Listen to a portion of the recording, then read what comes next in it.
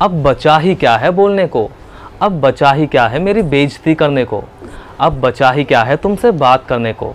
Guys, इस तरह के सेंटेंसेस आपने अपनी डेली लाइफ में कभी ना कभी तो ज़रूर बोले होंगे या फिर दूसरों से सुने ज़रूर होंगे, जिनमें हमें बोलना होता है अब बचा ही क्या है। इस तरह के सेंटेंसेस को इंग्लिश में बोलने के लिए जिस स्ट्रक्चर का यूज़ किया जाता है वो है now what has left. Now what has left का मतलब होता है अब बचा ही क्या है या फिर अब क्या बचा है। चलिए इसको यूज़ करने का रूल देख लेते हैं। इसके रूल के लिए सबसे पहले बोला जाता है नाउ व्हाट हैज़ लेफ्ट, उसके बाद टू के बाद बोली जाती है वर्ब की फर्स्ट फॉर्म और लास्ट में अदर वर्ड्स अगर हैं तो। चलिए एग्जाम्पल से समझते हैं। अब बचा ही क्या है बोलने को या फिर बोलने को अब बचा ही क्या है। Now what has left to speak. अब बचा ही क्या है समझने को या फिर समझने को अब बचा ही क्या है। Now what has left to understand.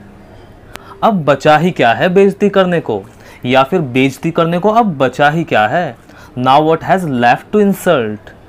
अब बचा ही क्या है तुमसे बात करने को या फिर तुमसे बात करने को अब बचा ही क्या है।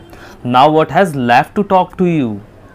अब बचा ही क्या है खोने को या फिर खोने को अब बचा ही क्या है। Now what has left to lose. इसे लॉस ना बोलें। अब बचा ही क्या है बताने को या फिर बताने को अब बचा ही क्या है। Now what has left to tell.